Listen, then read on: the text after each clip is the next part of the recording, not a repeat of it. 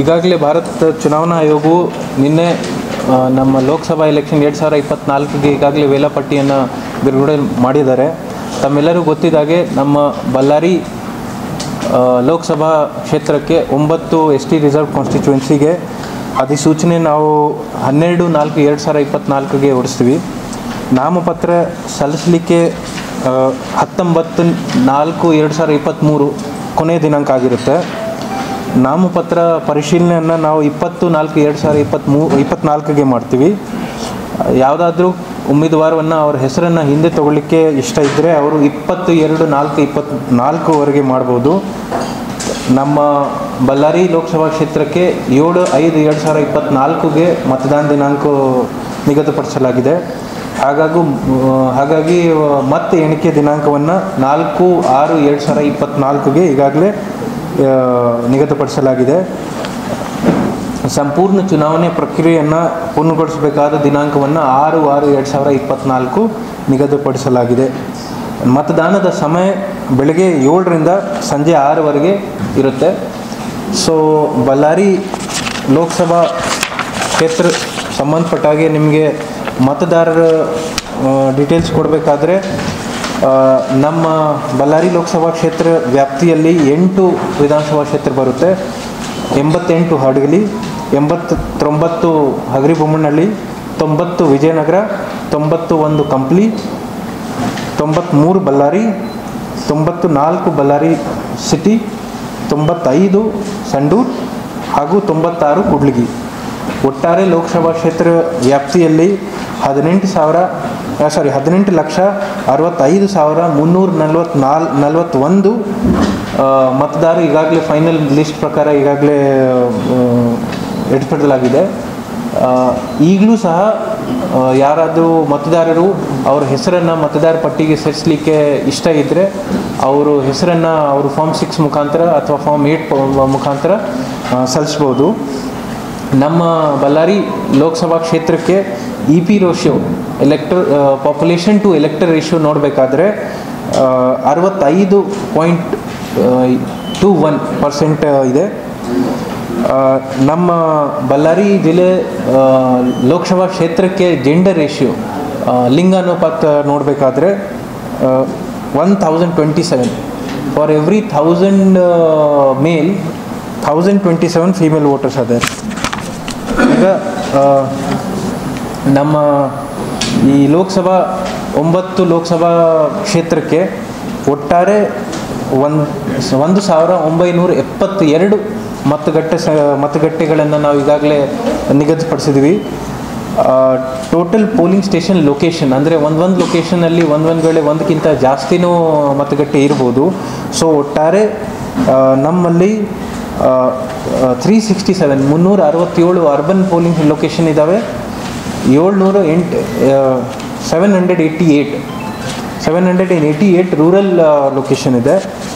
ಒಟ್ಟಾರೆ ಒಂದು polling station location ನೋಡಿದರೆ 675, 2 ಪೋಲಿಂಗ್ ಸ್ಟೇಷನ್ ಒಂದೇ ಜಾಗಕ್ಕೆ ಇದ್ದದ್ದು 300, 3 ಪೋಲಿಂಗ್ ಸ್ಟೇಷನ್ ಒಂದೇ ಜಾಗದಲ್ಲಿ ಇರೋದು 117, 4 ಪೋಲಿಂಗ್ ಸ್ಟೇಷನ್ 50 ಒಂದು ಲೊಕೇಶನಲ್ಲಿ ಮತ್ತು 5 ಪೋಲಿಂಗ್ ಸ್ಟೇಷನ್ 16 ಕಡೆ ಇದೆ.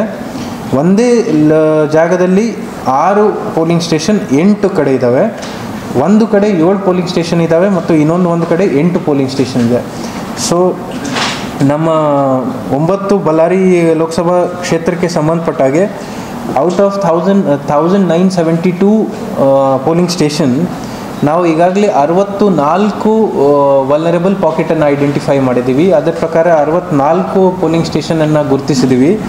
ಅದರಲ್ಲಿ ನಾವು 180 ಜನವನ್ನು ವಲ್ನರೇಬಲ್ ವೋಟರ್ ಅಂತ ಐಡೆಂಟಿಫೈ ಮಾಡಿದ್ದೀವಿ. ಹಾಗೂ 65 ಇಂಟಿಮಿಡೇಟರ್ಸನ್ನು ನಾವು ಈಗಾಗಲೇ ಐಡೆಂಟಿಫೈ ಮಾಡಿದ್ದೀವಿ. ಇದನ್ನು ಮಾಡಬೇಕಾದ್ರೆ ಸೆಕ್ಟರ್ ಆಫೀಸರ್, ಪೊಲೀಸ್ ಟೀಮ್ ಎಲ್ಲ ಸೇರಿ ಹಿಂದಿನ ಎಲೆಕ್ಷನ್ ಅಥವಾ ಅದಕ್ಕೆ ಹಿಂದೆ ಆಗಿದ ಎಲೆಕ್ಷನಲ್ಲಿ ಅಥವಾ ಯಾವುದಾದ್ರೂ ಹಿಸ್ಟ್ರಿ ಶೀಟರ್ ಬೇಸ್ ಮೇಲೆ ಎಲ್ಲಿ ಏನಾದರೂ ಭಯ ಇದ್ದಿದ್ದನ್ನು ಐಡೆಂಟಿಫೈ ಮಾಡಿ ಅದಕ್ಕೆ ತಕ್ಕಂತೆ ಈಗಾಗಲೇ ಪೊಲೀಸ್ ಇಲಾಖೆಯಿಂದ ಅವ್ರಿಗೆ ಬೌಂಡ್ ಓವರ್ ಮಾಡಿರ್ಬೋದು ಅಥವಾ ಒಂದು ಕೇಸಲ್ಲಿ ಎಕ್ಸ್ಟರ್ನ್ಮೆಂಟ್ ಅಂದರೆ ಗಡೀಪಾಡು ಕೂಡ ಈಗಾಗಲೇ ಮಾಡಲಾಗಿದೆ. ಮುಂದಿನ ದಿನಗಳಿಗೆ ಕೂಡ ಮಾಡ್ತೀವಿ. ಈಗ ತಮ್ಮೆಲ್ಲರೂ ಗೊತ್ತಿದ್ದಾಗೆ ಭಾರತ್ ಚುನಾವಣಾ ಆಯೋಗದ ಡೆಕ್ಲರೇಷನ್ ಬಂದ ಕೂಡಲೇ, ಎಲೆಕ್ಷನ್ ಶೆಡ್ಯೂಲ್ ಬಂದ ಕೂಡಲೇ ಮಾದರಿ ನೀತಿ ಸಮಿತಿ ಜಾರಿಯಲ್ಲಿ ಇರುತ್ತೆ. ಸೊ ಈ ಮಾದರಿ ನೀತಿ ಸಮಿತಿಯನ್ನು ನಾವು ಇಂಪ್ಲಿಮೆಂಟ್ ಮಾಡಬೇಕಾದ್ರೆ ಈಗಾಗಲೇ ನಮ್ಮ ಲೋಕಸಭಾ ಕಾನ್ಸ್ಟಿಟ್ಯೂನ್ಸಿ, ನಮ್ಮ ಲೋಕಸಭಾ ಕ್ಷೇತ್ರದಲ್ಲಿ ಒಟ್ಟಾರೆ 3 ಸ್ಟ್ಯಾಟಿಕ್ ಸರ್ವಿಸ್ ಟೀಮ್ಗಳನ್ನು ನಾವು ಇದನ್ನು ಮಾಡಿದ್ದೀವಿ. ಈಗ ಚೆಕ್ ಪೋಸ್ಟ್ ಹೇಳಬೇಕಾದ್ರೆ ಒಟ್ಟಾರೆ ನಮ್ಮ ಜಿಲ್ಲೆ ಸಂಬಂಧಪಟ್ಟಾಗೆ ಇದನ್ನು ನಾವು ಜಿಲ್ಲಾವಾರು ಲೆಕ್ಕ ಇಟ್ಕೋತೀವಿ. ಬಿಕಾಸ್ ವಿಜಯನಗರ ಜಿಲ್ಲೆ ಸಂಬಂಧಪಟ್ಟಾಗೆ ವಿಜಯನಗರ ಜಿಲ್ಲಾಧಿಕಾರಿ, ಜಿಲ್ಲಾ ಚುನಾವಣಾಧಿಕಾರಿಗಳು ಅವರು ಜಿಲ್ಲೆ ಸಂಬಂಧಪಟ್ಟಾಗೆ ಚೆಕ್ ಪೋಸ್ಟ್ಗಳನ್ನು ಅವರು ಮ್ಯಾನ್ ಪವರ್ ಮತ್ತು ಪೊಲೀಸ್ ಫೋರ್ಸನ್ನು ಪ್ರೊವೈಡ್ ಮಾಡ್ತಾರೆ. ನಮ್ಮ ಜಿಲ್ಲೆ ಸಂಬಂಧಪಟ್ಟಾಗೆ 5 ಅಸೆಂಬ್ಲಿ ಕಾನ್ಸ್ಟಿಟ್ಯೂನ್ಸಿ ಸೇರಿ ಒಟ್ಟಾರೆ ಇಂಟರ್ ಡಿಸ್ಟ್ರಿಕ್ಟ್ ಅಂದರೆ ಬಿಟ್ವೀನ್ 2 ಡಿಸ್ಟ್ರಿಕ್ಟ್ ಒಟ್ಟಾರೆ ನಮ್ಮಲ್ಲಿ 7 ಚೆಕ್ ಪೋಸ್ಟ್ ಇದೆ. ಕಂಪ್ಲಿಯಲ್ಲಿ ಒಂದು ಸಿಂಧಗಿರಿ ಅಂತ ಇಂಟರ್ ಪಾರ್ಲಿಮೆಂಟ್ರಿ ಕಾನ್ಸ್ಟಿಟ್ಯೂನ್ಸಿ ತಮ್ಮೆಲ್ಲರಿಗೂ ಗೊತ್ತಿದ್ದಾಗೆ 92 ಸಿರುಗುಪ್ಪ ವಿಧಾನಸಭಾ ಕ್ಷೇತ್ರ ಕೊಪ್ಪಳ ಲೋಕಸಭಾ ಕ್ಷೇತ್ರಕ್ಕೆ ಸೇರುತ್ತದೆ. ಸೊ 91 ಈ ಕಂಪ್ಲಿಯಲ್ಲಿ ಸಿಂಧಗಿರಿ ಚೆಕ್ ಪೋಸ್ಟ್ ಇದೆ. Inter district Kampli bridge Gangavathi taluk ಸೇರಿದ್ದು. ದೇವಲಾಪುರ ಉಪಾರಹಳ್ಳಿ ಸರ್ಕಲ್ ವಿಜಯನಗರ ಡಿಸ್ಟ್ರಿಕ್ಟ್ ಸಂಬಂಧಪಟ್ಟದ್ದು. ಸಿರುಗುಪ್ಪ 92 ಸಿರುಗುಪ್ಪದಲ್ಲಿ ಇಂಟರ್ ಡಿಸ್ಟ್ರಿಕ್ಟ್ ಯಾವುದು ಚೆಕ್ ಪೋಸ್ಟ್ ಇಲ್ಲ, ಅಂದರೆ ವಿದಿನ್ ಡಿಸ್ಟ್ರಿಕ್ಟ್ ಯಾವುದು ಚೆಕ್ ಪೋಸ್ಟ್ ಇಲ್ಲ. ಇಂಟರ್ ಡಿಸ್ಟ್ರಿಕ್ಟ್ ಅಂದರೆ 2 ಡಿಸ್ಟ್ರಿಕ್ಟ್ ಸೇರಿ ಒಂದು ಇಬ್ರಾಹಿಂಪುರ ವಿಲೇಜಲ್ಲಿ ರಾಯಚೂರು ಡಿಸ್ಟ್ರಿಕ್ಟ್ ಸಿಂಧನೂರು ತಾಲೂಕಿಗೆ ಸೇರಿದಂತು. ಮತ್ತು ಇಂಟರ್ ಸ್ಟೇಟ್ 4 ಚೆಕ್ ಪೋಸ್ಟ್ ಈಗಾಗಲೇ ನಾವು ಸಿರುಗುಪ್ಪ 92 ಅಸೆಂಬ್ಲಿ ಕಾನ್ಸ್ಟಿಟ್ಯೂನ್ಸಿಯಲ್ಲಿ ಐಡೆಂಟಿಫೈ ಮಾಡಿದ್ದೀವಿ. ಅದರಲ್ಲಿ ಇಟಗಿಹಾಳು ವಿಲೇಜಲ್ಲಿ ಇರ್ತಕ್ಕಂಥ ಇಟಗಿಹಾಳು ಚೆಕ್ ಪೋಸ್ಟು ಮತ್ತು ಒಟ್ಟು 3 ವಾಣಿ ಚೆಕ್ ಪೋಸ್ಟು. ಮಟ್ಸುಗೂರ್ ವಿಲೇಜಲ್ಲಿದೆ ಮತ್ತು ಕೆ ಬೆಳಗಲ್ ವಿಲೇಜಲ್ಲಿ 4 ಇಂಟರ್ ಸ್ಟೇಟ್ ಅಂದರೆ ನಮಗೆ ನಮ್ಮ ಪಾರ್ಲಿಮೆಂಟ್ರಿ ಕಾನ್ಸ್ಟಿಟ್ಯೂನ್ಸಿಯಲ್ಲಿ ಆಂಧ್ರ ಪ್ರದೇಶದಿಂದ ಕರ್ನೂಲ್ ಮತ್ತು ಅನಂತಪುರ ಡಿಸ್ಟ್ರಿಕ್ಟ್ ನಮಗೆ ಬಾರ್ಡರ್ ಇರುತ್ತೆ. ಸೊ ಅಲ್ಲಿ ಕೂಡ ನಾವು ಇಂಟರ್ ಚೆಕ್ ಪೋಸ್ಟ್ ಮಾಡಿದ್ದೀವಿ. 93 ಬಳ್ಳಾರಿ ಅಸೆಂಬ್ಲಿ ಕಾನ್ಸ್ಟಿಟ್ಯೂನ್ಸಿ ಸಂಬಂಧಪಟ್ಟಾಗೆ 7 ಇಂಟರ್ ಸ್ಟೇಟ್ ಚೆಕ್ ಪೋಸ್ಟ್ ಇದೆ. ಯಾವುದು ಇಂಟರ್ ಡಿಸ್ಟ್ರಿಕ್ಟ್ ಅಥವಾ ಇಂಟರ್ ಡಿಸ್ಟ್ರಿಕ್ಟ್ ಯಾವುದು ಚೆಕ್ ಪೋಸ್ಟ್ ಇಲ್ಲ. ಅಲ್ಲಿ ಹಲ್ಕುಂದಿ ಚೆಕ್ ಪೋಸ್ಟ್ ಇದೆ ಬೆಂಗಳೂರಲ್ಲಿ ರೋಡಲ್ಲಿ. ಎತ್ತಿನಬುದ್ದಿಹಾಳ, ರೂಪನಗುಡಿ, ಜೋಳದ ರಾಶಿ, ಕರೆಕಲ್ಲು, ಸಿಂಧವಾಡ ಮತ್ತು ಬೊಮ್ಮನಹಾಳು ಈ 7 ಚೆಕ್ ಪೋಸ್ಟ್ಗಳು ನಮ್ಮ ಇಂಟರ್ ಸ್ಟೇಟ್ ಚೆಕ್ ಪೋಸ್ಟ್ ಆಗಿದೆ. ಈಗಾಗಲೇ ಎಲ್ಲ ಕಡೆ ಚೆಕ್ ಪೋಸ್ಟನ್ನು ನಾವು ಓಪನ್ ಮಾಡಿದ್ದೀವಿ. ಮತ್ತು 94 ಬಳ್ಳಾರಿ ಸಿಟಿಯಲ್ಲಿ ಎಲ್ಲ ಇಂಟ್ರಾ ಡಿಸ್ಟ್ರಿಕ್ಟ್ ಅಂದರೆ ವಿದಿನ್ ಡಿಸ್ಟ್ರಿಕ್ಟ್ ಚೆಕ್ ಪೋಸ್ಟ್ ಇದೆ. Kanikal road bypass, Siruguppa road, Moka road, KEB circle, Rupinagudi road, Durga circle, Anantapur road, bypass circle. So ಈ 5 ಇಂಟ್ರಾ ಡಿಸ್ಟ್ರಿಕ್ಟ್ ಚೆಕ್ ಪೋಸ್ಟ್ ಮಾಡಿದ್ದೀವಿ. ಮತ್ತು ಸಂಡೂರು ಅಸೆಂಬ್ಲಿ ಕಾನ್ಸ್ಟಿಟ್ಯೂನ್ಸಿ ವ್ಯಾಪ್ತಿಯಲ್ಲಿ 4 ಚೆಕ್ ಪೋಸ್ಟ್ ಬರುತ್ತೆ. ಒಂದು intra district within district Jindal airport ಇರುತ್ತೆ. ಮತ್ತು ಮೊಟಲ್ಕುಂಟ ಚಿತ್ರದುರ್ಗ ಜಿಲ್ಲೆಗೆ ಸೇರುವಂಥದ್ದು. ಮತ್ತು ಇಂಟರ್ ಸ್ಟೇಟ್ G ಬಸಾಪುರ ಮತ್ತು M ಗಂಗ್ಲಾಪುರ. ಸೊ ಒಟ್ಟಾರೆ ನಮ್ಮ ಜಿಲ್ಲೆಯಲ್ಲಿ 7 intra district within district check post, 4 inter district between 2 district check post ಮತ್ತು 13 ಅಂತರ್ರಾಜ್ಯ ಚೆಕ್ ಪೋಸ್ಟ್ಗಳು. ಒಟ್ಟಾರೆ 24 ಚೆಕ್ ಪೋಸ್ಟ್ಗಳನ್ನು ನಾವು ಈಗಾಗಲೇ ಕಾರ್ಯಾಚರಣೆಗೆ ತಂದಿದ್ದೀವಿ. ಈಗ ಇದನ್ನು ನೀತಿ ಸಮಿತಿಯನ್ನು ಏರ್ಪಡಿಸಲಿಕ್ಕೆ ನಾವು ಈಗಾಗಲೇ ಟೀಮ್ಗಳನ್ನು ಮಾಡಿದ್ದೀವಿ. ನಮ್ಮ ಬಳ್ಳಾರಿ ಲೋಕಸಭಾ ಕಾನ್ಸ್ಟಿಟ್ಯೂನ್ಸಿ ಲೋಕಸಭಾ ಕ್ಷೇತ್ರಕ್ಕೆ ಸಂಬಂಧಪಟ್ಟಾಗೆ ಒಟ್ಟಾರೆ 8 ಅಸೆಂಬ್ಲಿ ಕಾನ್ಸ್ಟಿಟ್ಯೂನ್ಸಿ ಸೇರಿ 167 ಸೆಕ್ಟರ್ ಆಫೀಸನ್ನು ನಾವು ಈಗಾಗಲೇ ನೇಮಕಾತಿ ಮಾಡಿದ್ದೀವಿ. 26 flying squad, 30 static surveillance team ಮತ್ತು 18 ವಿಡಿಯೋ ಸರ್ವೆಲೆನ್ಸ್ ಟೀಮನ್ನು ನಾವು ಈಗಾಗಲೇ ತಂಡವನ್ನು ರಚಿಸಿದ್ದೀವಿ. ಮತ್ತು ವಿಡಿಯೋ ವ್ಯೂವಿಂಗ್ ಟೀಮ್ ತಮ್ಮೆಲ್ಲರಿಗೂ ಗೊತ್ತಿದ್ದಾಗೆ ಒಂದು RO ಹಂತದಲ್ಲಿ ಒಂದು ವಿಡಿಯೋ ವ್ಯೂವಿಂಗ್ ಟೀಮ್ ಇರುತ್ತೆ. ಸೊ ARO ಹಂತದಲ್ಲಿ ಒಂದು ವಿಡಿಯೋ ವ್ಯೂವಿಂಗ್ ಟೀಮ್ ಇರುತ್ತೆ. ಅದು 8 ಅಸೆಂಬ್ಲಿ ಕಾನ್ಸ್ಟಿಟ್ಯೂನ್ಸಿ ಸೇರಿ 8 ವಿಡಿಯೋ ವ್ಯೂವಿಂಗ್ ಟೀಮನ್ನು ನಾವು ಈಗಾಗಲೇ ಫಾರ್ಮ್ ಮಾಡಿದ್ದೀವಿ. ಮತ್ತು ಈ ಎಕ್ಸ್ಪೆಂಡಿಚರನ್ನು ನೋಡಲಿಕ್ಕೆ 10 ಟೀಮ್ಗಳನ್ನು ಈಗಾಗಲೇ ನಾವು ಫಾರ್ಮ್ ಮಾಡಿದ್ದೀವಿ. ಅಕೌಂಟ್ ಟೀಮನ್ನು 8 ಮಾಡಿದ್ದೀವಿ. ಸಿಬ್ಬಂದಿಗಳನ್ನು ಮತಗಟ್ಟೆಯನ್ನು ನೋಡಲಿಕ್ಕೆ ನಮ್ಮ ಮತಗಟ್ಟೆ ಸಿಬ್ಬಂದಿಗಳನ್ನು ಒಟ್ಟಾರೆ ನಮ್ಮ ಬಳ್ಳಾರಿ ಲೋಕಸಭಾ ಕ್ಷೇತ್ರಕ್ಕೆ ಸಂಬಂಧಪಟ್ಟಾಗೆ 9474 9474 ಸಿಬ್ಬಂದಿಯನ್ನು ನಾವು ಈಗಾಗಲೇ ಗುರುತಿಸಿದ್ದೀವಿ. ಅದರಲ್ಲಿ ಮತಗಟ್ಟೆವಾರ ಪಿ ಆರ್ ಒಗಳು 1409 ನಾವು ಈಗಾಗಲೇ ಐಡೆಂಟಿಫೈ ಮಾಡಿದ್ದು. ನಮ್ಮೆಲ್ಲರೂ ಗೊತ್ತಿದ್ದಾಗೆ ಎಲೆಕ್ಷನ್ ಕಮಿಷನ್ ಗೈಡ್ಲೈನ್ಸ್ ಪ್ರಕಾರ 120% ಅಂದರೆ ವಿತ್ ರಿಸರ್ವ್ ನಾವು ಐಡೆಂಟಿಫೈ ಮಾಡ್ಕೋಬೇಕು. ಹಾಗಾಗಿ ನಾವು 1409 ಪಿ ಆರ್ ಒಗಳನ್ನು ಈಗಾಗಲೇ ಐಡೆಂಟಿಫೈ ಮಾಡಿದ್ದೀವಿ. ಮತ್ತು ಎ ಪಿ ಆರ್ ಒಗಳು 2172, presiding officer, assistant presiding officer ಜೊತೆಗೆ ಪೋಲಿಂಗ್ ಆಫೀಸರ್ ಇರ್ತಾರೆ ಪಿ ಒಗಳು, ಅದು 4344. ಒಂದು ಮತಗಟ್ಟೆಯಲ್ಲಿ 2 ಪೋಲಿಂಗ್ ಆಫೀಸರ್ ಇರ್ತಾರೆ. ಹಾಗಾಗಿ 4344, ಒಟ್ಟಾರೆ 9474 ಸಿಬ್ಬಂದಿಗಳನ್ನು ನಾವು ಈಗಾಗಲೇ ಗುರುತಿಸಿದ್ವಿ. ಈಗ ತಮ್ಮೆಲ್ಲರೂ ಗೊತ್ತಿದ್ದಾಗೆ ಅಸೆಂಬ್ಲಿ ವೈಸ್, ವಿಧಾನಸಭಾ ಕ್ಷೇತ್ರ ವೈಸ್ ಒಂದು ಸ್ಟ್ರಾಂಗ್ ರೂಮ್ ನಾವು ಮಾಡ್ತೀವಿ. ಆಮೇಲೆ ಒಂದು ಎಲ್ಲ ಪಿ ಆರ್ ಒ ಪೋಲಿಂಗ್ ಆಫೀಸರ್ಸ್ಗೆ 2 ರೌಂಡ್ ಟ್ರೈನಿಂಗ್ ಕೊಡ್ತೀವಿ ಬಿಫೋರ್ ಎಲೆಕ್ಷನ್. ಮತ್ತು ಕಮಿಷನಿಂಗ್ ಆಫ್ EVM ಜೊತೆಗೆ mustering and demustering. So 8 assembly constituency ಸೇರಿ 88 ಹಡಗಲಿಯಲ್ಲಿ SRMPP ಗೌರ್ಮೆಂಟ್ ಫಸ್ಟ್ ಕಾಲೇಜ್, ಅಲ್ಲಿ ಟ್ರೈನಿಂಗ್ ಮತ್ತು ಮಸ್ಟಿಂಗ್ ಡಿಮಸ್ಟಿಂಗ್ ಅಲ್ಲೇ ನಡೆಯುತ್ತೆ. ಹಗರಿಬೊಮ್ಮನಲ್ಲಿ 89 GVPP first grade college Ramanagara, place of training mustering ಹಾಗೂ ಡಿಮಸ್ಟಿಂಗ್ ಅಲ್ಲೇ ನಡೆಯುತ್ತೆ. 90 Vijayanagara LFS school road Sandur, LFS school Sandur ರೋಡಲ್ಲೇ ಮಸ್ಟಿಂಗ್ ಹಾಗೂ ಡಿಮಸ್ಟಿಂಗ್ ಕೂಡ ನಡೆಯುತ್ತೆ.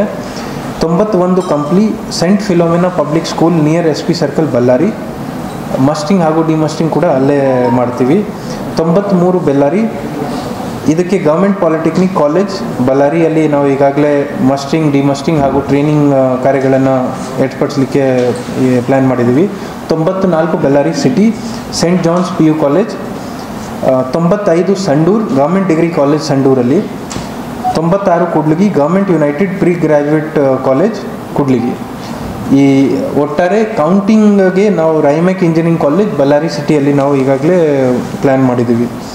ಸೊ ತಮ್ಮೆಲ್ಲರೂ ಗೊತ್ತಿದ್ದಾಗೆ ನಿನ್ನೆಯಿಂದನೇ ಮಾದರಿ ನೀತಿ ಸಮಿತಿ ಜಾರಿಯಲ್ಲಿ ಆಗಿದ್ದರಿಂದ ಈಗಾಗಲೇ 24 ತಾಸು ಒಳಗಡೆ, 48 ತಾಸು ಒಳಗಡೆ ಮತ್ತು 72 ತಾಸು ಒಳಗಡೆ ಏನು ನಾವು ಒಂದು ಎಲೆಕ್ಷನ್ ಅನೌನ್ಸ್ ಆದ ಕೂಡಲೇ ಗೌರ್ಮೆಂಟ್ ಬಿಲ್ಡಿಂಗ್ ಇರ್ಬೋದು, ಪಬ್ಲಿಕ್ ಸ್ಪೇಸ್ ಇರ್ಬೋದು, ಪ್ರೈವೇಟ್ ಸ್ಪೇಸ್ ಇರ್ಬೋದು, ಅದಕ್ಕೆ 24 ತಾಸು, 48 ತಾಸು ಮತ್ತು 72 ತಾಸದು ಟೈಮ್ಲೈನ್ ಕೊಟ್ಟಿರ್ತಾರೆ. ಅದರ ತಕ್ಕಂತೆ ಈಗಾಗಲೇ ಗೌರ್ಮೆಂಟ್ ಬಿಲ್ಡಿಂಗ್ಗಳನ್ನು ಯಾವುದೇ ರಾಜಕಾರಣಿಯವರ ಹೆಸರು, ಚಿತ್ರ ಹಾಗೂ ಒಂದು ವೇಳೆ ಚಿಹ್ನ ಇದ್ದರೆ ಅದನ್ನು ನಾವು ಈಗಾಗಲೇ ಅದನ್ನು ಮಾಸ್ಕ್ ಮಾಡಿದ್ದೀವಿ ಅಥವಾ ಅದನ್ನು ತೆಗೆದಿದ್ದೀವಿ.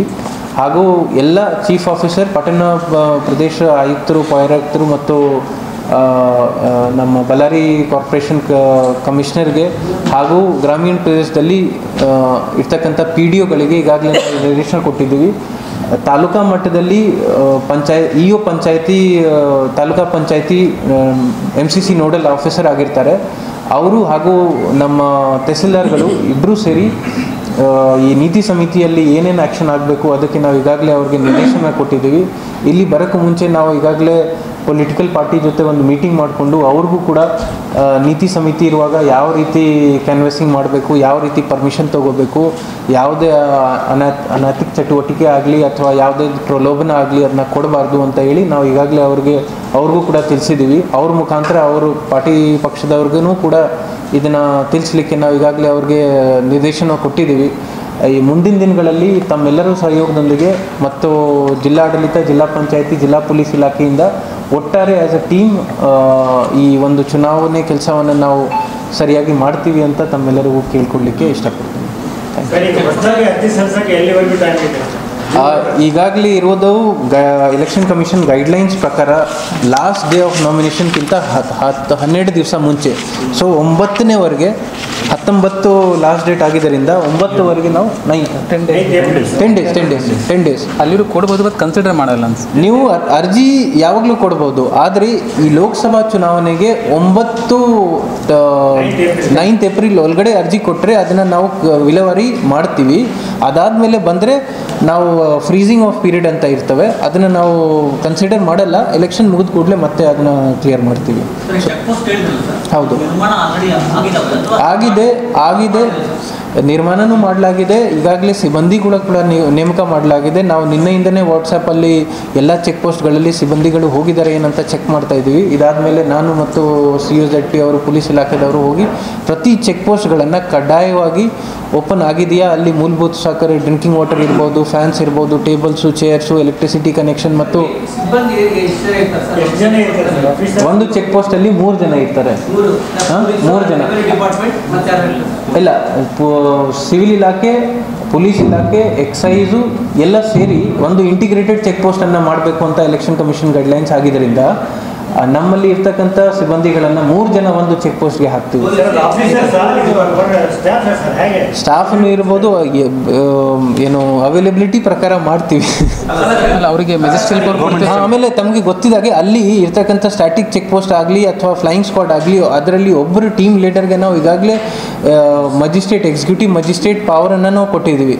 ಯಾಕೆಂದರೆ ಯಾವುದೇ ಒಂದು ವೆಹಿಕಲನ್ನು ಚೆಕ್ ಮಾಡಬೇಕಾದ್ರೆ ಅವ್ರಿಗೆ ಮಜಿಸ್ಟೀರಿಯಲ್ ಪವರ್ ಇರಬೇಕು. ಹಾಗಾಗಿ ಹೋಮ್ ಡಿಪಾರ್ಟ್ಮೆಂಟಿಂದ, ಒಳ್ಳಾಡಳಿತ ಇಲಾಖೆಯಿಂದ ಈಗಾಗಲೇ ಪರ್ಮಿಷನ್ ತೊಗೊಂಡು ಅವ್ರ ಹೆಸರನ್ನು ಕೂಡ ನಾವು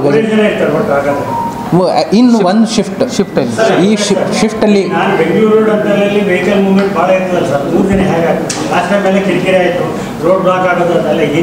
ಈಗ ಅಲ್ಲಿ ಇರ್ತಕ್ಕಂಥ ಪೊಲೀಸ್ ಸಿಬ್ಬಂದಿಗಳನ್ನು ತಮಗೆ ಗೊತ್ತಿದ್ದಾಗೆ ಇಂಟರ್ ಸ್ಟೇಟ್ ಚೆಕ್ ಪೋಸ್ಟ್ಗೆ ಮುಂದಿನ ದಿನಗಳಲ್ಲಿ CAPF ಅಂದರೆ ಸೆಂಟ್ರಲ್ ಆರ್ಮ್ಡ್ ಪೊಲೀಸ್ ಫೋರ್ಸ್ ಕೂಡ ಬರ್ತವೆ. ಅವರು in addition to our staff. So election ನೋಡಿಕೊಂಡು ಎಲೆಕ್ಷನ್ ಕಮಿಷನ್ ಮತ್ತು ನಮ್ಮ CO ಆಫೀಸಿಂದ ಇನ್ಸ್ಟ್ರಕ್ಷನ್ ಪ್ರಕಾರ ಇಂಟರ್ ಸ್ಟೇಟ್ ಚೆಕ್ ಪೋಸ್ಟ್ಗೆ ಮತ್ತು ಯಾವುದಾದ್ರೂ ಸೆನ್ಸಿಟಿವ್ ಏರಿಯಾ ಇದ್ದರೆ ಅಲ್ಲಿ ಕೂಡ ನಾವು ಪ್ಯಾರಾಮಿಲಿಟರಿ ಫೋರ್ಸಸನ್ನು ಹಾಕ್ತೀವಿ. ಸೊ ಅಂಥ ಸಂದರ್ಭದಲ್ಲಿ ಅಲ್ಲಿ ಮ್ಯಾನ್ ಪವರ್ ಜಾಸ್ತಿ ಆಗೇ ಆಗುತ್ತೆ. ಸರ್, ಇಂಟಿಗ್ರೇಟೆಡ್ ಚೆಕ್ ಪೋಸ್ಟ್ ಅಂತ ಹೇಳಿದ್ರೆ ಈಗ ಇಲಾಖೆಯವರು 4 ಇಲಾಖೆ ಹೆಸರು ಹೇಳ್ತೀನಿ ಸರ್. ಈ ಎಕ್ಸೈಸ್ ಡಿಪಾರ್ಟ್ಮೆಂಟ್, ಆಮೇಲೆ ರೆವಿನ್ಯೂ ಅಂತ ಹೇಳ್ತೀನಿ, ಪೊಲೀಸ್, ಅಲ್ಲೇ ಒಂದು 4 ಜನ ಆದ್ರೆ 3 ಸಿಬ್ಬಂದಿ ಹೆಂಗೆ ಅದನ್ನ ಕನ್ಸಿಡರ್ ಶಿಫ್ಟ್ ಅಲ್ಲ, ಶಿಫ್ಟ್ ವೈಸ್ ಇರ್ತಾರೆ. ಈಗ ಉದಾಹರಣೆಗೆ ಪೊಲೀಸ್ ಅಂತೂ ಖಂಡಿತ ಪ್ರತಿ ಶಿಫ್ಟಲ್ಲಿ ಒಬ್ರೊಬ್ರು ಪ್ರೆಸೆಂಟ್ ಇರ್ತಾರೆ. ಜೊತೆಗೆ ನಮ್ಮ ಈಗಾಗಲೇ ಜಿಲ್ಲಾ ಚುನಾವಣಾಧಿಕಾರಿ ವತಿಯಿಂದ ಒಂದು ಚೆಕ್ ಪೋಸ್ಟ್ಗೆ ನಾವು 2-3 ಜನ ಈಗಾಗಲೇ ನೇಮಕ ಮಾಡಿದ್ದೀವಿ ಶಿಫ್ಟ್ ವೈಸ್. ಸೊ ಒಂದು ಶಿಫ್ಟಲ್ಲಿ ಮಿನಿಮಮ್ ಅಂದರೆ 3 ಜನ ಇರ್ತಾರೆ. ಈಗ ಮತದಾರರು ಹೇಳಿದ್ರಲ್ಲ, ಯೂತ್ ಎಷ್ಟು ಜನ ಇದ್ದಾರೆ? ಈಗ 15 ಲಕ್ಷದ ಇದೆ ಕೊಡ್ತೀನಿ ಇನ್ಫಾರ್ಮೇಷನ್ ಕೊಡ್ತೀನಿ. ನಮ್ಮ ಹತ್ರ ಇದೆ. ಈ 18-19 ವರ್ಷ ವ್ಯಾಪ್ತಿಯಲ್ಲಿ ಇರ್ತಕ್ಕಂಥ ಹೊಸ ವೋಟರ್ಸ್ ಐ ಥಿಂಕ್ 1 ಲಕ್ಷ ಏನೋ ಇರ್ಬೋದು. Will give you the exact information.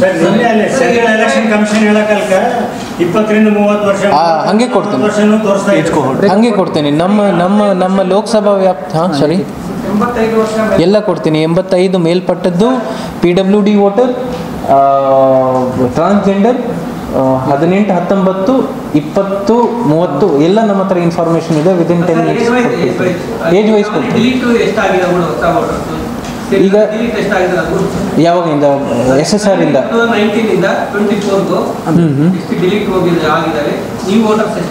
ಸರಿ SSR 220 ಏನಂತ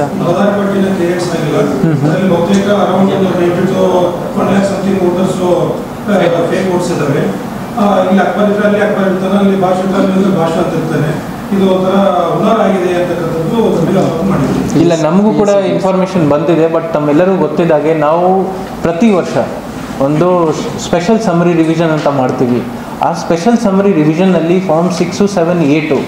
form 6 is for addition, 7 is for deletion. ಯಾವುದಾದ್ರೂ ಮತದಾರ ಹೆಸರನ್ನು ತೆಗಿಲಿಕ್ಕೆ ಫಾರ್ಮ್ 7 ತಗೋತೀವಿ.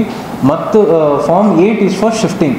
ನಾನು ಇನ್ನೊಂದು ಕಡೆ ನನ್ನ ಹೆಸರನ್ನು ಸೇರಿಸಿ ಇನ್ನೊಂದು ಕಡೆಯಿಂದ ನನ್ನ ಹೆಸರನ್ನು ತೆಗಿಸ್ತೀನಿ ಅಂತ ಇದಕ್ಕೆ ಫಾರ್ಮ್ 8 ಅಂತ ಇದು ಕೊಡ್ತೀವಿ.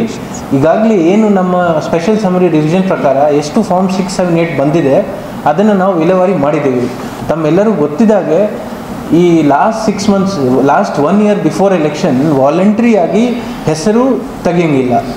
ಯಾರೊಬ್ಬರು ಅವರು family members along with death certificate ಅರ್ಜಿ ಕೊಟ್ಟರೆ, BLOಗೆ ಅರ್ಜಿ ಕೊಟ್ಟರೆ, ಅಂಥ ಸಂದರ್ಭದಲ್ಲಿ ಯಾರಾದರೂ ಡೆತ್ ಆಗಿದ್ದು ವೋಟರ್ದು ಹೆಸರನ್ನು ನಾವು ತೆಗಿಬೋದು.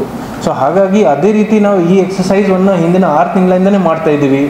ಆವಾಗ ಕೂಡ ಪ್ರತಿ ಪಕ್ಷದವ್ರಿಗೆ ಕರೆಸಿ ಅವ್ರದ್ದು ಏನಾದರೂ ಹೇಳಿಕೆ ಇರ್ಬೋದು, ಆಕ್ಷೇಪಣೆ ಇರ್ಬೋದು, ಏನಾದರೂ ಅರ್ಜಿ ಇರ್ಬೋದು ಕೇಳಿದ್ದೀವಿ. ಅಂಥ ಸಂದರ್ಭದಲ್ಲಿ ಏನೇನು ಹೆಸರು ಏನೇನು ಬಂದಿದೆ ಅದನ್ನು ನಾವು ಈಗಾಗಲೇ ವಿಶ್ಲೇಷಣೆ ಮಾಡಿ ಅದರ ಮೇಲೆ ಆ್ಯಕ್ಷನ್ ತೊಗೊಂಡಿದ್ದೀವಿ. ಈ ಎಂಡ್ ಮೂಮೆಂಟಿಗೆ ಬಂದು ಆ ಥರ ಒಂದು ಅರ್ಜಿ ಕೊಟ್ಟರೆ ನಾವು ವಾಲಂಟರಿ ಆಗಿ ಹೆಸರು ತೆಗೆಯಂಗಿಲ್ಲ. ಹಾಗಾಗಿ ಅವ್ರಿಗೂ ಕೂಡ ನಾವು ಈಗಾಗಲೇ ಎಂಡೋರ್ಸ್ಮೆಂಟ್ನು ಕೊಟ್ಟಿದ್ದೀವಿ. ಅದು ಇದ್ರೂ ಎಲೆಕ್ಷನ್ ಆದಮೇಲೆ ಅಂತ ಏನಾದರೂ ಇದ್ದರೆ ನಾವು ತೆಗಿತೀವಿ. ನೋ ಈಗ ಅದರ ಎಂಡ್ ಆಫ್ ಮೂವ್ಮೆಂಟ್ ಅಲ್ಲಿ ತರಲಿಕ್ಕೆ ಆಗಲಿಲ್ಲ ಇಸ್ ಕಂಟಿನ್ಯೂಡ್ ಅಂತ ಹೇಳ್ತೀರಿ.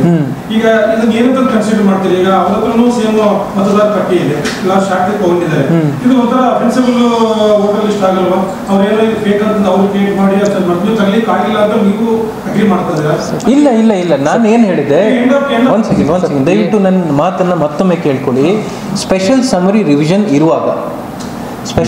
ರಿವಿಷನ್ ಇರುವಾಗ ಎಲ್ಲ ರಾಜ್ಯ ಅಥವಾ ಅನ್ರೆಕಗ್ನೈಸ್ಡ್ ಪಾರ್ಟಿಗಳನ್ನು ಕರೆಸಿ, ಒಂದು ನಿಮಿಷ let me complete. Okay, you asked to let me complete my point. ಅವ್ರಿಗೆ ಅಟ್ಲೀಸ್ಟು 3 ಟೈಮ್ ಕರೆಸಿ ಅವ್ರಿಗೆ ಏನಾದರೂ ಹೆಸರು ಇರ್ಬೋದು, ಫಾರ್ಮ್ 7 ಇರ್ಬೋದು, ಏನಾದರೂ ಇನ್ಫಾರ್ಮೇಷನ್ ಇರ್ಬೋದು ಕೊಡಲಿಕ್ಕೆ ನಾವು ಪದೇ ಮೀಟಿಂಗ್ ಮಾಡಿಬಿಟ್ಟು ಅವ್ರ ಜೊತೆ ಮೀಟಿಂಗ್ ಮಾಡಿ ಅವ್ರಿಗೆ ಡ್ರಾಫ್ಟ್ ರೋಲನ್ನು ಕೊಟ್ಟಿರ್ತೀವಿ. ಡ್ರಾಫ್ಟ್ ಲೋಡ್ ಕೊಟ್ಟಿದ್ದ ನಂತರ 15 ದಿವಸ ಟೈಮ್ ಇರುತ್ತೆ. ಅಂಥ ಸಂದರ್ಭದಲ್ಲಿ ಏನಾದರೂ ಅಬ್ಜೆಕ್ಷನ್ ಹಾಕ್ಬೋದು. ಓಕೆ, ಈಗ ಫೈನಲ್ ಡ್ರಾಫ್ಟ್ ಆದ ನಂತರ ಅದರಲ್ಲಿ ಸುವಮೋಟೋ ಫಾರ್ಮ್ 7 ಡಿಲೀಟ್ ಮಾಡೋಂಗಿಲ್ಲ. That is the election commission. ಆಮೇಲೆ ಅದರಲ್ಲಿ ಒಂದೆರಡು ನಿಮ್ಮ ಇನ್ಫಾರ್ಮೇಷನ್ಗೆ, ಈಗ ಎಲೆಕ್ಷನ್ ಕಮಿಷನಿಂದ ಫೋಟೋ ಸಿಮಿಲರ್ ಎಂಟ್ರಿ ಹಾಗೂ ಡೆಮೋಗ್ರಾಫಿಕ್ ಸಿಮಿಲರ್ ಎಂಟ್ರಿ ಈ 2 ಭಾಗ ಮಾಡಿದ್ದಾರೆ. ಫೋಟೋ ಸಿಮಿಲರ್ ಎಂಟ್ರಿ ಏನಂದರೆ, ಆಟೋಮೆಟಿಕ್ ಸಾಫ್ಟ್ವೇರಲ್ಲಿ ನಂದು ಫೋಟೋ 2 ಕಾನ್ಸ್ಟಿಟ್ಯೂನ್ಸಿಯಲ್ಲಿದ್ದರೆ ಅಥವಾ ಒಂದೇ ಕಾನ್ಸ್ಟಿಟ್ಯೂನ್ಸಿಯಲ್ಲಿ 2 ಪಾರ್ಟಲ್ಲಿದ್ದರೆ, ಪಾರ್ಟ್ ಮೀನ್ಸ್ ಪೋಲಿಂಗ್ ಸ್ಟೇಷನಲ್ಲಿದ್ದರೆ ಅದು ಆಟೋಮೆಟಿಕ್ ಆಗಿ ನಮಗೆ ಇನ್ಫಾರ್ಮೇಷನ್ ಬರುತ್ತೆ. ಅಂಥ 4000 ಕೇಸಸ್ ಏನಿತ್ತು, ಟೋಟಲ್ 10,000 ಫೋಟೋ ಸಿಮಿಲರ್ ಎಂಟ್ರಿ ಮತ್ತು ಡೆಮೋಗ್ರಾಫಿಕ್ ಸಿಮಿಲರ್ ಎಂಟ್ರಿ ಅಂದರೆ ಒಂದೇ ಒಂದೇ ಅಡ್ರೆಸ್ಸು, ಒಂದು ಕಾನ್ಸ್ಟಿಟ್ಯೂನ್ಸಿಯಲ್ಲಿ 2 ಮತಗಟ್ಟೆಯಲ್ಲಿ ಸೇಮ್ ಅಡ್ರೆಸ್ ಇರುತ್ತೆ. ಅಂಥ ಕೇಸಸನ್ನು ನಾವು ಈಗಾಗಲೇ ಡಿಲೀಟ್ ಮಾಡೋದಕ್ಕೆ ಮುಂಚೆ ಅವ್ರಿಗೆ ಪೋಸ್ಟ್ ಮುಖಾಂತರ ಒಂದು ಅಪ್ಲಿಕೇಶನ್ ಕಳಿಸಿ ಅವ್ರದ್ದು ಕನ್ಸೆಂಟ್ ತೊಗೊಂಡು ಆಮೇಲೆ BLO ಮುಖಾಂತರ ಎಂಟ್ರಿ ಮಾಡಿ ಡಿಲೀಟ್ ಮಾಡಿದ್ದೀವಿ. ಹಾಗಾಗಿ ಮತದಾರ ಆಗಲಿ ಮತಗಟ್ಟೆ ಪಟ್ಟಿ ಆಗಲಿ ಅದರ ಬಗ್ಗೆ ಯಾವುದೇ ಗೊಂದಲ ಇಲ್ಲ. ಅದು ಇದ್ರೂ they are free to give their objection, ಏನು ಪ್ರಾಬ್ಲಮ್ ಇಲ್ಲ. ನಾವು ಯಾವುದೇ ಸಂದರ್ಭದಲ್ಲಿ ಯಾವುದೇ ಪ್ರೊಸೆಸ್ ಮಾಡಬೇಕಾದ್ರೆ ಎಲ್ಲ ರಾಜಕಾರಣಿ ಪಾರ್ಟಿಗರಿಗೆ ಕರೆಸಿ ಅವ್ರಿಗೆ ಫುಲ್ ಟ್ರಾನ್ಸ್ಪರೆನ್ಸಿಯಿಂದ ಏನು ಮಾಡ್ತಾ ಇದ್ದೀವಿ, ಯಾವಾಗ ಮಾಡಿದ್ದೀವಿ, ನಮ್ಮ ಹತ್ರ ಪ್ರೊಸೀಡಿಂಗ್ ಇದೆ, ಅವ್ರದ್ದು ಅಟೆಂಡೆನ್ಸ್ ಇದೆ, ಅವರು ರಿಪ್ರೆಸೆಂಟೇಟಿವ್ ಬಂದಿದ್ದಾರೆ, ಅವ್ರದ್ದು ಏನು ಅಬ್ಜೆಕ್ಷನ್ ಇತ್ತು ಅವೆಲ್ಲ ನಾನು ತೊಗೊಂಡೇ ಮಾಡಿದ್ದೀನಿ. ಅದೇ ಈಗ ಏನಾಗುತ್ತೆ, ಡ್ರಾಫ್ಟ್ ರೋಲ್ ಪಬ್ಲಿಕೇಶನ್ಗೆ ಒಂದು ದಿನಾಂಕ ಇರುತ್ತೆ. ಆ ಡ್ರಾಫ್ಟ್ ರೋಲ್ ಪಬ್ಲಿಕೇಶನ್ ಆದಮೇಲೆ ನನ್ನ ಹೆಸರು ಸೇರಿಸಿಲ್ಲ ಅಥವಾ ನನ್ನ ಹೆಸರು ತೆಗ್ದಾಯ್ತು ಅಂತ ಏನಾದರೂ ನನ್ನನ್ನು ಇರ್ಬೋದು ಪರವಾಗಿನೂ ಇರ್ಬೋದು ಕೊಟ್ಟರೆ ಅದನ್ನು ನಾವು 14 ಡೇಸ್, ಈಗ ಡಿಲೀಟ್ ಮಾಡಬೇಕಾದ್ರೆ 14 ಡೇಸ್ ಟೈಮ್ ಇರುತ್ತೆ, ನೋಟಿಸ್ ಪೀರಿಯಡ್ ಇರುತ್ತೆ. ಸೇರಿಸಲಿಕ್ಕೆ 7 ಡೇಸ್ ಟೈಮ್ ಇರುತ್ತೆ. ಅದಕ್ಕೆ ಮುಂಚೆ ಆಗಲಿ ಅಥವಾ ಅವಧಿ ಮುಗಿದ ನಂತರ ನಾವು ಮಾಡೋಂಗಿಲ್ಲ. ಹಾಗಾಗಿ ನಮ್ಮ ಜಿಲ್ಲೆಯಲ್ಲಿ ನಮ್ಮ ಏನು ಎಲೆಕ್ಷನ್ ಕಮಿಷನ್ ಗೈಡ್ಲೈನ್ಸ್ ಇದೆ ಮತ್ತು CO ಅವ್ರದ್ದು ಗೈಡ್ಲೈನ್ಸ್ ಇದೆ, ಅದರ ಪ್ರಕಾರ ನಾವು ಪ್ರತಿ ಕ್ರಮಗಳನ್ನು ಪೊಲಿಟಿಕಲ್ ಪಾರ್ಟೀಸ್ಗೆ ಇನ್ವಾಲ್ವ್ ಮಾಡಿದ್ದೀವಿ. ಹಾಗಾಗಿ ಯಾವುದೇ ರೀತಿ ಗೊಂದಲ ಇಲ್ಲ. ಈಗ ತಾವು ಏನು ಹೇಳಿದ್ರೆ 10,000 ಡಿಲೀಟ್ ಮಾಡಿದ್ದೀವಿ ಅಂತ ಹೇಳಿ, ಈಗ ಸಹಜವಾಗಿ ನಮ್ಮ ಜಿಲ್ಲೆ ಬಾರ್ಡರ್ ಏರಿಯಾದಲ್ಲಿ ಬರುತ್ತೆ ಸರ್. ಕೆಲವೊಂದು ವೋಟರ್ಸ್ ಆಂಧ್ರದಲ್ಲಿ ಇರ್ತಾರೆ, ಅದು ಕೂಡ ಇದು ನೀವು ಐಡೆಂಟಿಫೈ ಮಾಡೋಕ್ಕಾಗುತ್ತಾ ಈ ವಿಚಾರದಲ್ಲಿ ಅಂತ ಸರ್? ಅಂದ್ರೆ 2 ಕಾನ್ಸ್ಟಿಟ್ಯೂನ್ಸಿಯಲ್ಲಿ ಫೋಟೋಗಳಿದ್ರೆ ಡಿಲೀಟ್ ಆಗುತ್ತೆ. ಈಗ ಆಂಧ್ರದಲ್ಲಿ ಇದ್ರೂ ಕೂಡ ಅದು ಬರುತ್ತೆ ವಿದಿನ್ ನಮ್ಮ ಜಿಲ್ಲೆ ಒಳಗಡೆ. ನಮ್ಮ ಜಿಲ್ಲೆ ಏನಿದೆ ಅಂತಂದ್ರೆ ಸರ್, ನಮ್ದು ಬಾರ್ಡರ್ ಏರಿಯಾದಿಂದ ತೆಲುಗು ಮತ್ತು ಕರ್ನಾಟಕ ಇದೆ. ಕೆಲವೊಂದು ವೋಟರ್ಸ್ ತೆಲುಗಿನಲ್ಲೂ ಅಂದ್ರೆ ಆಂಧ್ರ ಪ್ರದೇಶದಲ್ಲೂ ವೋಟರ್ ಇದ್ದಾರೆ. ಈಗ ಅಂತ ಸಂದರ್ಭದಲ್ಲಿ ಗೊತ್ತಾಯ್ತು. ಈಗ ಎಲೆಕ್ಷನ್ ಕಮಿಷನ್ ಗೈಡ್ಲೈನ್ಸ್ ಪ್ರಕಾರ ಈ ಸಾಫ್ಟ್ವೇರ್ ಅನ್ನು ಅವರೇ ರನ್ ಮಾಡಿಕೊಂಡು ನಮಗೆ ಒಂದು ಪಟ್ಟಿ ಕೊಡ್ತಾರೆ. ERONet ಅಲ್ಲಿ ನಮ್ದು ಏನು ಸಾಫ್ಟ್ವೇರ್ ಇದೆ, ERONet where we bring the voters on board, ಅಲ್ಲಿ ಒಂದು ಪಟ್ಟಿ ಕೊಡ್ತಾರೆ. ಆ ಪಟ್ಟಿ BLO ಅಂದರೆ ಪಾರ್ಟ್ ವೈಸ್ ನಮಗೆ ಒಂದು ಪಟ್ಟಿ ಕೊಡ್ತಾರೆ. ಈ ಪಾರ್ಟಲ್ಲಿ 10 ಜನ ಫೋಟೋ ಸಿಮಿಲರ್ ಎಂಟ್ರಿ, 15 ಜನ ಡೆಮೋಗ್ರಾಫಿಕ್ ಸಿಮಿಲರ್ ಎಂಟ್ರಿ ಅಂತ ಪಟ್ಟಿ ಕೊಡ್ತಾರೆ. ಆ ಪಟ್ಟಿಯನ್ನು ನಾವು ನಮ್ಮ BLOಗಳಿಗೆ ಕೊಡ್ತೀವಿ. ಅವ್ರ BLOಗಳು ಒಂದು ನೋಟಿಸ್ ರೆಡಿ ಮಾಡ್ತಾರೆ. ಅದು ಆಟೋಮೆಟಿಕ್ ಪೋಸ್ಟಿಂದ ಅವ್ರಿಗೆ ಹೋಗುತ್ತೆ. ಅವರು ಇಂಟರ್ನ್ ನನಗೆ ಈ ಮತಗಟ್ಟೆಯಲ್ಲಿ ನನ್ನ ಹೆಸರು ಇಡಬೇಕು, ಇನ್ನೊಂದು ಮತಗಟ್ಟೆಯಲ್ಲಿ ನನ್ನ ಹೆಸರು ತೆಗಿಬೇಕು ಅಂತ ಅವರು ಸೈನ್ ಮಾಡಿ ಕೊಡ್ತಾರೆ. ಅಂಥ ಸಂದರ್ಭದಲ್ಲಿ ನಾವು ಅದನ್ನು ತೆಗೆದಿದ್ದೀವಿ. ನಮ್ಮ ಬಿ ಎಲ್ ಒಗಳು ಫೀಲ್ಡ್ಗೆ ಹೋಗಿ ಅವರಿಂದ ವಾಲಂಟ್ರಿ ಏನು ಅವ್ರದ್ದು ರೆಕ್ವಸಿಷನ್ ಕನ್ಸೆಂಟ್ ಫಾರ್ಮ್ ಇರುತ್ತೆ ಅದನ್ನು ತಗೊಂಡೇ ಈ ಕೆಲಸವನ್ನು ಮಾಡಿದ್ದಾರೆ. ನಮ್ಮ ಜಿಲ್ಲೆ ಹೌದು, ನಮ್ಮ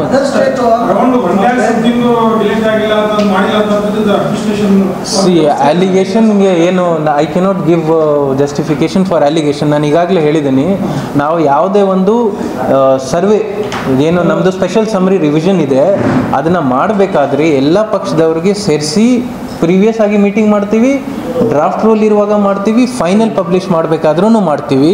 ಪ್ರತಿ ಹಂತದಲ್ಲಿ ಅವ್ರಿಗೆ ಇನ್ಕ್ಲೂಡ್ ಮಾಡಿ ಅವ್ರದ್ದು ಸಹಿ ತಗೊಂಡು ಅವ್ರಿಗೆ ಎಲ್ಲ ತಿಳುವಳಿಕೆ ಕೊಟ್ಟು ಇಂಥ 15 ದಿವಸ 14 ದಿವಸ ಟೈಮ್ ಇರುತ್ತೆ, ನೀವು ಏನಾದರೂ ಅಬ್ಜೆಕ್ಷನ್ ಇದ್ದರೆ ಕೊಡ್ಬೋದು. ಇನ್ಫ್ಯಾಕ್ಟ್ ನಾವು ಬಿ ಎಲ್ ಒಗಳ ಮುಖಾಂತರ ಪ್ರತಿ ಪೋಲಿಂಗ್ ಸ್ಟೇಷನಲ್ಲಿ ಯಾವುದಾದ್ರೂ ಡೆಡ್ ವೋಟರ್ಸ್ ಇದ್ದರೆ ಅದನ್ನು ಕೂಡ ತೆಗೀರಿ ಅಂತ ತೊಗೊಂಡಿದ್ದೀವಿ. In fact along with B L O ಈಗಿನ ಗೈಡ್ಲೈನ್ಸ್ ಪ್ರಕಾರ along with booth level officer parties can appoint booth level agents. ಅವ್ರದ್ದೇ ಏಜೆಂಟ್ಗಳನ್ನು ಬೂತ್ ಲೆವೆಲ್ ಆಫೀಸರ್ ಜೊತೆಗೂ ಹಾಕೋಬಹುದು. ಹಾಗಾಗಿ ಇಷ್ಟೆಲ್ಲ ಟ್ರಾನ್ಸ್ಪರೆನ್ಸಿ ಇರುವಾಗ ಅಲಿಗೇಷನ್ ಅಂತೂ ಇದ್ದೇ ಇರುತ್ತೆ, ಏನು ಮಾಡೋಕ್ಕಾಗಲ್ಲ. ಈಗ ನಿರ್ಬಂಧಗಳು ಇರ್ತಾವೆ. ಹೌದು, ನಿರ್ಬಂಧಗಳು ಏನು ಎಕ್ಸೈಸ್ ಆ್ಯಕ್ಟ್ ಪ್ರಕಾರ ಇರುತ್ತೆ ಅಥವಾ ಪೊಲೀಸ್ ಆ್ಯಕ್ಟ್ ಪ್ರಕಾರ ಇರುತ್ತೆ ಅದಕ್ಕಾಗಿ ಅದು ಬಿಟ್ಟು ನೀತಿ ಸಮಿತಿ ಇರುವಾಗ 10 ಗಂಟೆಯ ಮೇಲೆ ಲೌಡ್ ಸ್ಪೀಕರ್ ಮಾಡೋಂಗಿಲ್ಲ, ಯೂಸ್ ಮಾಡೋಂಗಿಲ್ಲ. That is as per supreme court guidelines. 10 ಗಂಟೆ ಮೇಲೆ ಕ್ಯಾನ್ವಸಿಂಗ್ ಮಾಡೋಂಗಿಲ್ಲ as per election commission guidelines. ಬೆಳಗ್ಗೆ 6 ಗಂಟೆಗೆ ಮುಂಚೆ ಲೌಡ್ ಸ್ಪೀಕರ್ ಯೂಸ್ ಮಾಡೋಂಗಿಲ್ಲ. ಇವೆಲ್ಲ ಎಲೆಕ್ಷನ್ ಕಮಿಷನ್ ಮತ್ತು ಹಾಗೂ ಮಾನ್ಯ ಸರ್ವೋಚ್ಚ ನ್ಯಾಯಾಲಯದ ಆದೇಶ ಏನಿದೆ ಅದರ ಪ್ರಕಾರ ಇದೆ. ಸೊ ಯಾವುದೇ ಆ್ಯಕ್ಟ್ ಆಗಲಿ, ಉದಾಹರಣೆಗೆ ಮೋಟರ್ ವೆಹಿಕಲ್ ಆ್ಯಕ್ಟಲ್ಲಿ ಒಂದು ವೆಹಿಕಲಲ್ಲಿ ಎಷ್ಟು ದೊಡ್ಡದು ನೀವು ಚೇಂಜಸ್ ಮಾಡ್ಬೋದು ಅಥವಾ ಫ್ಲ್ಯಾಗ್ ಹಾಕೋಬೋದು, ಅವೆಲ್ಲ ಇದೆ. ಸೊ ಡ್ಯೂರಿಂಗ್ ಇಂಪ್ಲಿಮೆಂಟೇಷನ್ ಆಫ್ ನೀತಿ ಸಮಿತಿ ಕಾನೂನುಗಳನ್ನು ನಾವು ಇನ್ನೂ ಜಾಸ್ತಿ ಅಂತ ಇದಕ್ಕೆ ವಿತ್ ಎನ್ಫೋರ್ಸ್ಮೆಂಟ್ ಮಾಡ್ತೀವಿ. ಹೌದು ಹೌದು. ಏನು ಎಕ್ಸೈಸ್ ಡಿಪಾರ್ಟ್ಮೆಂಟ್ ಎಕ್ಸೈಸ್ ಅವ್ರದ್ದು 11 ಗಂಟೆ ಇದೆಯಾ ಏನಿದೆ ಅದರ ಪ್ರಕಾರನೇ ನಡೆಯುತ್ತೆ. ಈಗ ಎಕ್ಸೈಸ್ 10-20 ಅದೇ ಎಕ್ಸಾಕ್ಟ್ ಏನು ಟೈಮ್ ಇದೆ ಅದರ ಪ್ರಕಾರ ಒಬ್ಬರು ಒಂದು ವ್ಯಕ್ತಿ ಎಷ್ಟು ಲೀಟರ್ ಲಿಕ್ಕರ್ ಅವ್ರ ಜೊತೆ ಇಟ್ಕೋಬೋದು ಅದು ಕೂಡ ಆಸ್ ಪರ್ ಎಕ್ಸೈಸ್ ಆ್ಯಕ್ಟ್ ಪ್ರಕಾರನೇ ಇದೆ.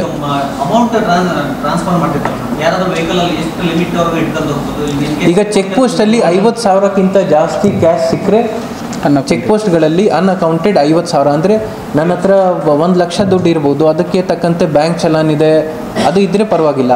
50,000ಕ್ಕಿಂತ ಜಾಸ್ತಿ ಕ್ಯಾಶ್ ವಿದೌಟ್ ಪ್ರಾಪರ್ ಡಾಕ್ಯುಮೆಂಟೇಷನ್ ಇದ್ದರೆ ಅದನ್ನು ನಮ್ಮ ಸ್ಟ್ಯಾಟಿಕ್ ಟೀಮ್ನವರು ಸೀಸ್ ಮಾಡ್ತಾರೆ. ಅದಕ್ಕೆ ಒಂದು ಜಿಲ್ಲೆ ಹಂತದಲ್ಲಿ ಒಂದು ಕ್ಯಾಶ್ ಸೀಸರ್ ಕಮಿಟಿ ಇರುತ್ತೆ. ಆ ಕಮಿಟಿ ಮುಂದೆ ಅವರು ಯಾರ್ದು ಕ್ಯಾಶ್ ಇದೆ ಅವರು ವಿತ್ ಡಾಕ್ಯುಮೆಂಟೇಷನ್ ಕೊಡ್ತಾರೆ, ವಿತ್ ಜಸ್ಟಿಫಿಕೇಶನ್.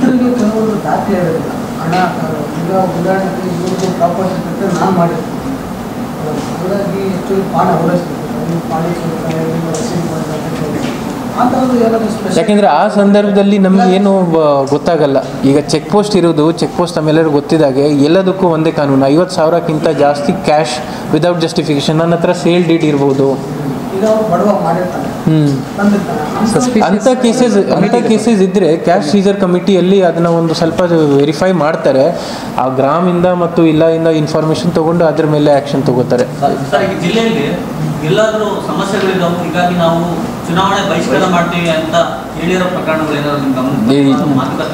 ಈಗ ಸದ್ಯಕ್ಕೆ ಯಾವುದು ಆ ಥರ ಇಲ್ಲ. ಆ ಥರ ಏನಾದರೂ ಇದ್ದರೆ ನಂದು ರಿಕ್ವೆಸ್ಟ್ ಏನಂದರೆ ತಾವೇ ಕೂಡ since you will be in field, ತಾವು ಫೀಲ್ಡಲ್ಲಿ ಜಾಸ್ತಿ ಇರ್ತೀರಿ, ತಮಗೆ ಏನಾದರೂ ಆ ಥರ ಇದ್ದರೆ ನನಗೆ ಮಾಹಿತಿ ಕೊಡಿ.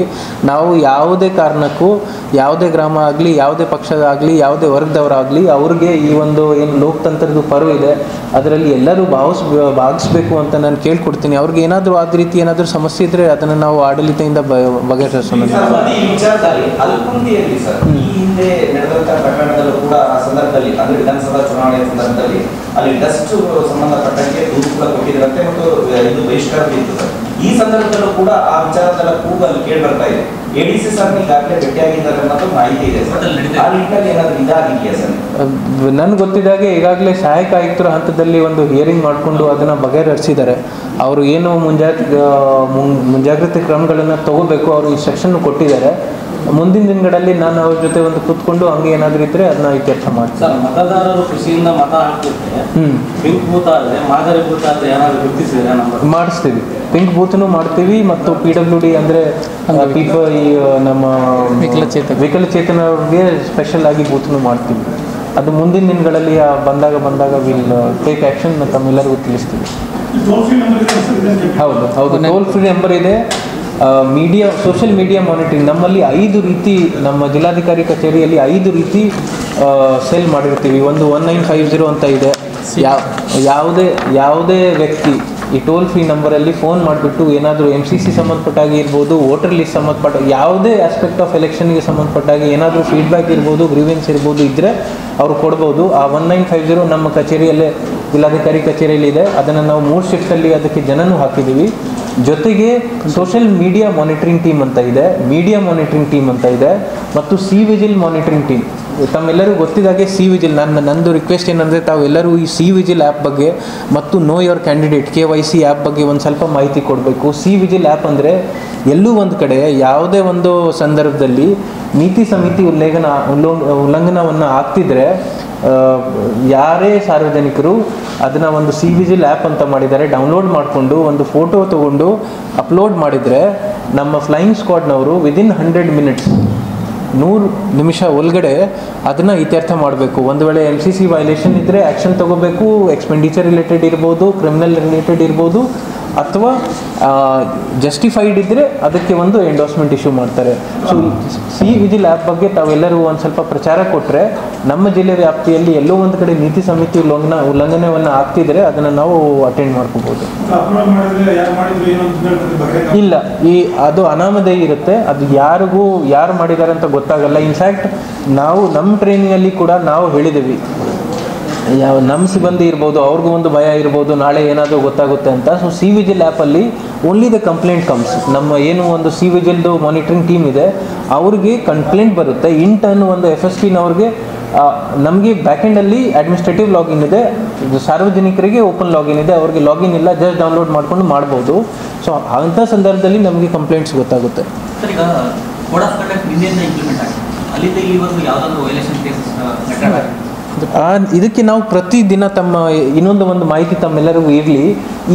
ESMS ಅಂತ ಈ ಸತಿ ಎಲೆಕ್ಷನ್ ಕಮಿಷನಿಂದ ಒಂದು ಎಲೆಕ್ಷನ್ ಸೀಸನ್ ಮಾನಿಟರಿಂಗ್ ಸಿಸ್ಟಮ್ ಅಂತ ಮಾಡಿದ್ದಾರೆ. ಸೊ ಎಲ್ಲೂ ಒಂದು ಕಡೆ ಯಾವುದೇ ಚೆಕ್ ಪೋಸ್ಟ್ ಆಗಲಿ, ಫ್ಲೈಯಿಂಗ್ ಚೆಕ್ ಪೋಸ್ಟ್ ಆಗಲಿ ಅಥವಾ ಸ್ಟ್ಯಾಟಿಕ್ ಚೆಕ್ ಪೋಸ್ಟ್ ಆಗಲಿ, ಅಲ್ಲಿ ಯಾವುದಾದ್ರೂ ಸೀಸರ್ ಆದರೆ ಆ ಒಂದು ಆ್ಯಪ್ ಮುಖಾಂತರ, ಒಂದು ಮೊಬೈಲ್ ಆ್ಯಪ್ ಮುಖಾಂತರ ಅಲ್ಲೇ ಎಂಟ್ರಿ ಮಾಡಬೇಕು. ನಾವು ಪ್ರತಿ ವರ್ಷ, ಹಿಂದಿನ ವರ್ಷ ಏನು ಮಾಡಿದ್ದೀವಿ ಅಂದರೆ ಪ್ರತಿ ದಿವಸ ಯಾವ್ಯಾವ ಚೆಕ್ ಪೋಸ್ಟಲ್ಲಿ ಏನೇನು ಸೀಸರ್ ಆಗಿದೆ ಅದನ್ನು ಫಿಸಿಕಲಿ ರೆಕಾರ್ಡ್ ತೊಗೊಳ್ತಾ ಇದ್ದೀವಿ. ಈ ವರ್ಷದಿಂದ ಆನ್ಲೈನಲ್ಲೇ ಆಗಿದ್ದರಿಂದ ಐ ಥಿಂಕ್ ಇವತ್ತಿಗೆ ನಮ್ಮ ಹತ್ರ 14 ಲಕ್ಷ 16 ಲ್ಯಾಕ್ಸ್ ಏನು ಇದೆ, ದಟ್ ಇಸ್ ಸೀಸರ್ ಕ್ಯಾಶ್ ಅಲ್ಲ. ಅದು ಇನ್ಫಾರ್ಮೇಷನ್ ಕೊಡೋಣ, ಆ ಫಾರ್ಮೆಟ್ ಕೊಟ್ಬಿಡ್ತೀರಾ? ಒಂದು ಸಾಫ್ಟ್ ಕಾಪಿ ಇದೆ, ಹಾರ್ಡ್ ಕಾಪಿ ಕೊಡ್ತೀವಿ.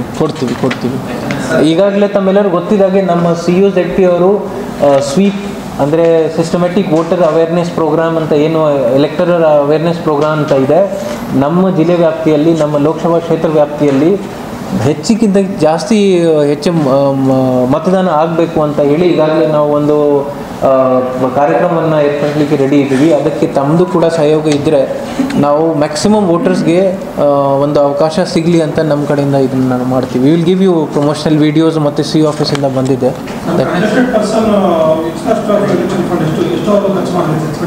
ಏನು 95 ಲ್ಯಾಕ್ಸ್ 95 ಲಕ್ಷ ಕ್ಯಾಂಡಿಡೇಟ್ಗೆ 95 ಲಕ್ಷ, ಪಾರ್ಟಿಗೆ ಲಿಮಿಟ್ ಇಲ್ಲ. ಈಗ ಜಿಲ್ಲೆಯಲ್ಲಿ ರೌಡಿ ಶೀಟರ್ಗಳದ್ದು ಲಿಸ್ಟ್ ಮಾಡಿದ್ರು, ಗಡಿಪಾರು ಮಾಡಿದ್ರು ಸರ್ ಜಿಲ್ಲೆಯಿಂದ. ಇನ್ಫಾರ್ಮೇಷನ್ ಕೊಡ್ತೇನೆ, information will send you half an hour 45 ಮಿನಿಟ್ಸಲ್ಲಿ ಗುರುರಾಜ್ಗೆ ಹೇಳಿ ಕಳಿಸ್ತೇನೆ. ಅಲ್ಲ, ಇವಾಗ ESMS ಅಲ್ಲಿ ಆ್ಯಕ್ಚುಲಿ ಎಲ್ಲದು ಆನ್ಲೈನಲ್ಲಿದೆ. ಹಿಂದೆ ಏನಾಗ್ತಿತ್ತು, ಅದು ಇನ್ಫಾರ್ಮೇಷನ್ ಶೇರ್ ಆಗ್ತಾ ಇರಲಿಲ್ಲ. ಇನ್ನು ಮುಂದೆ ನಾವು ಏನು ಮಾಡ್ತೀವಿ, ನಮ್ಮದು ಏನು ESMSದು ಪ್ರತಿ ದಿವಸ ರಿಪೋರ್ಟ್ ಬರುತ್ತೆ, ನಾನು ಗುರುರಾಜ್ಗೆ ಹೇಳಿ ನಿಮ್ಮ ವಾಟ್ಸಪ್ ಗ್ರೂಪಲ್ಲಿ ಹಾಕ್ಸ್ಬಿಡ್ತೀವಿ. ಸೊ ದಟ್ ನಿಮಗೂ ಆಗಲಿ.